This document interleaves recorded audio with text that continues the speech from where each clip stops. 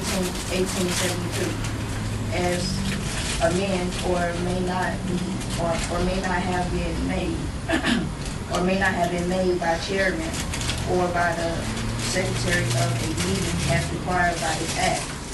The corporation of such church, congregation, or society and all its acts and transactions which are otherwise legal and hereby declared validated and legal.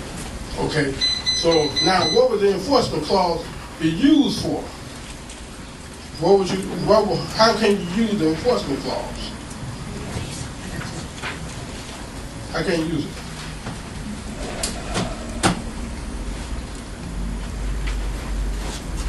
If you want to enforce this law, now you got the enforcement clause to do it. But how would you tie in the enforcement clause and say, for instance, we convey some property, you know what I'm saying?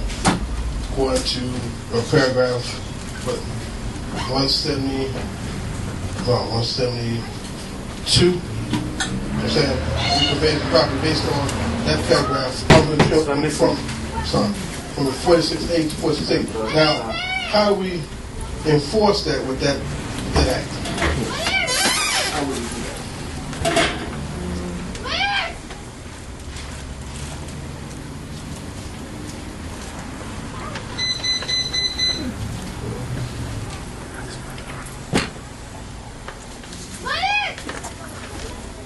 Now, in the last part of that, what it reads?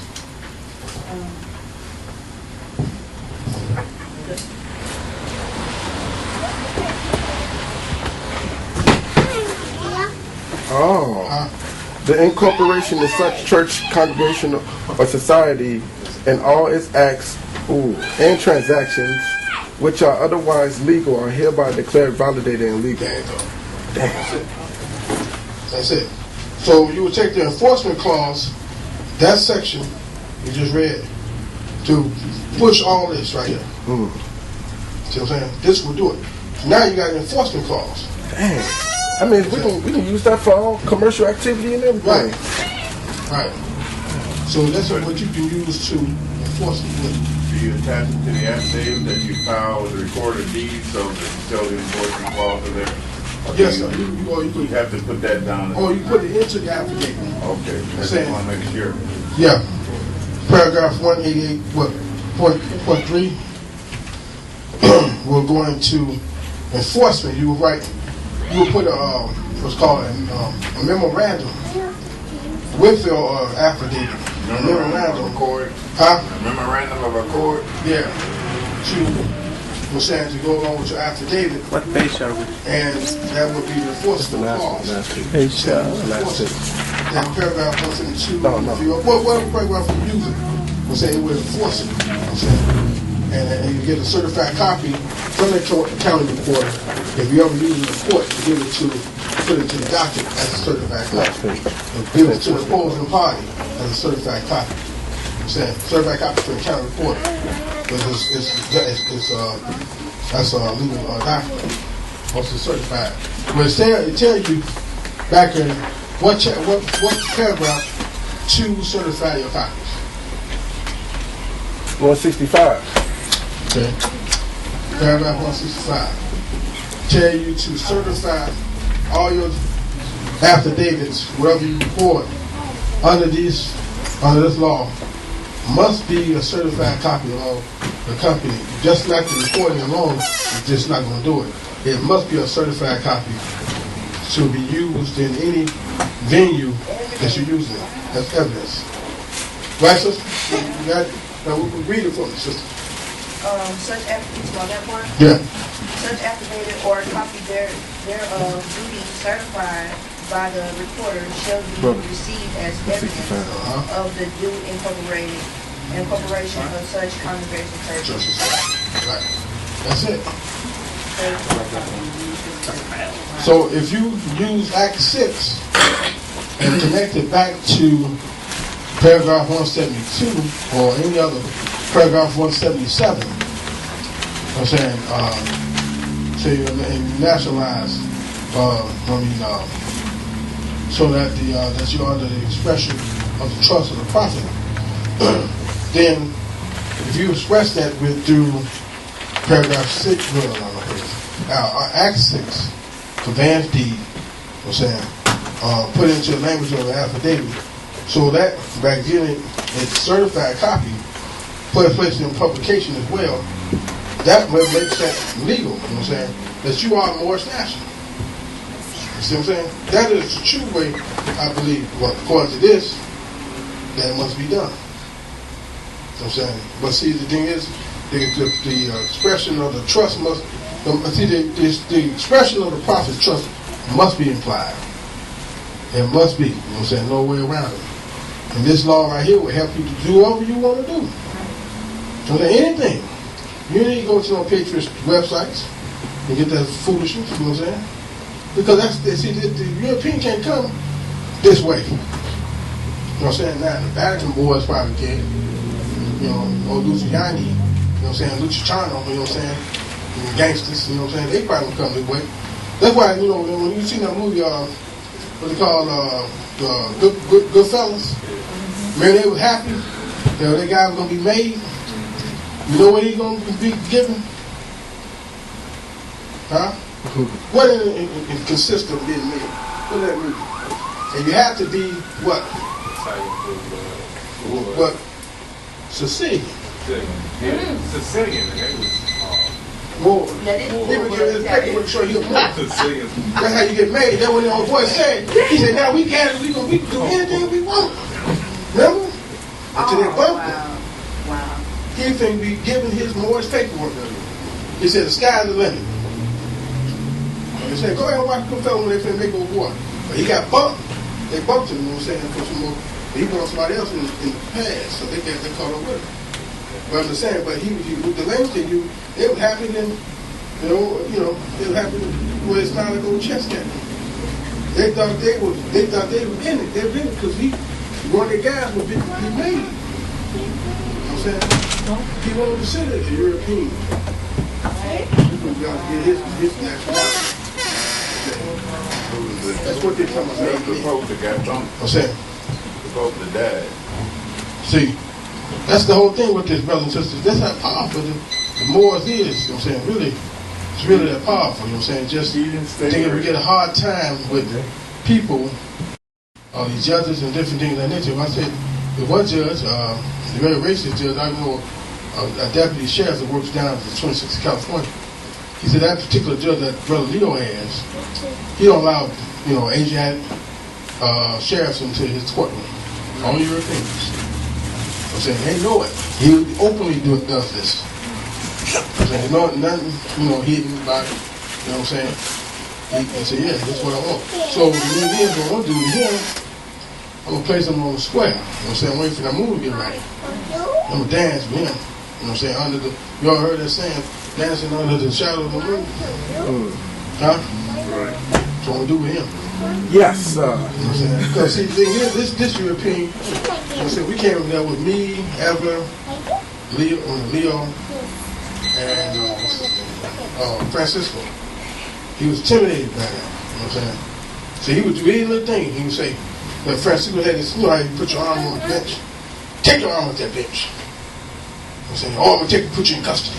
You know what I'm saying? That's what he was doing. Melon. You know what I'm saying? I said, this guy, he going to get dealt with. See?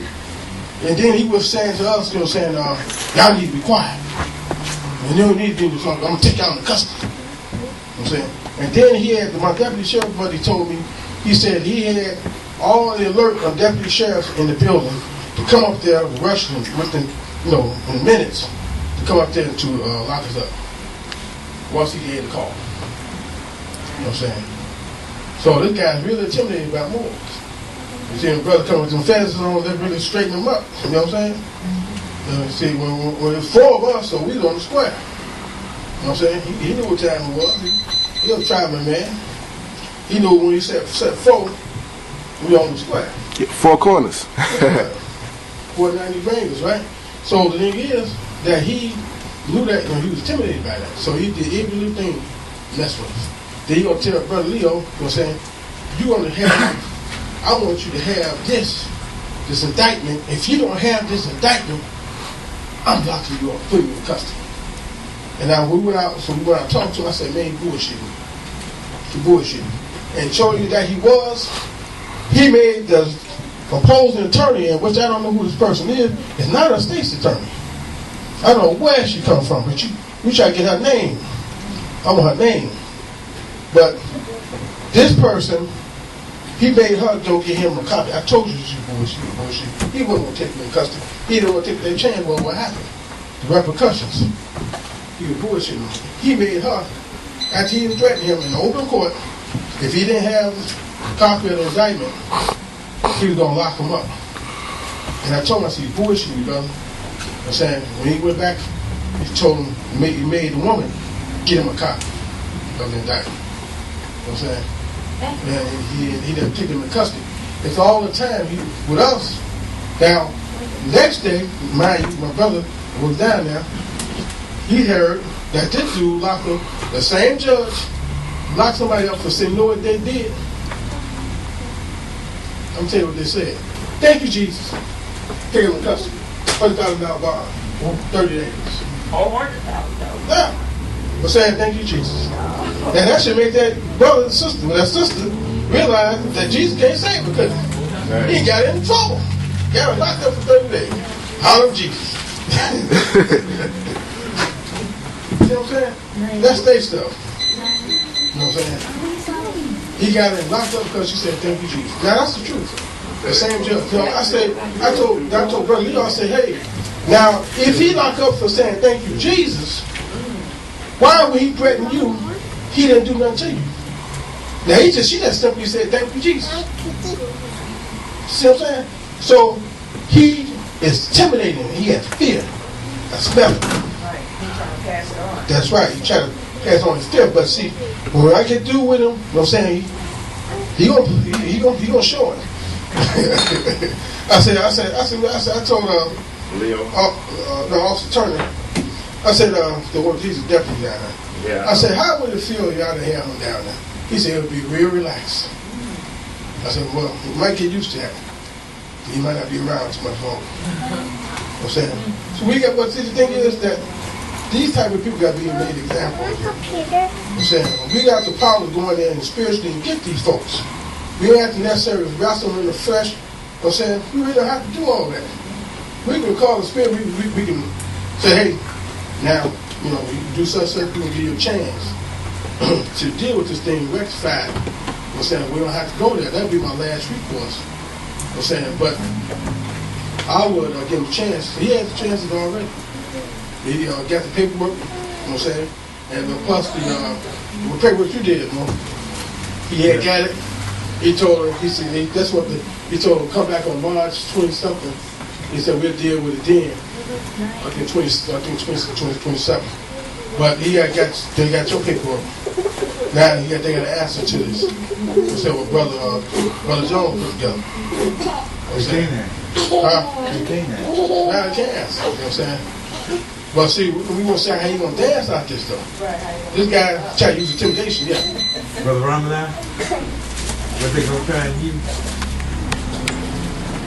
about the warrant? The illegal warrant. Oh, the legal warrant. They gonna say that it's what? Exclusionary rule. We're gonna try and use exclusion. They're gonna say they did it in good faith. They did it in good faith. A lie is a lie. Yes, sir. You can't make a tell a lie in good faith. You can't execute a warrant with a lie. That's right. In good faith. That's not good faith.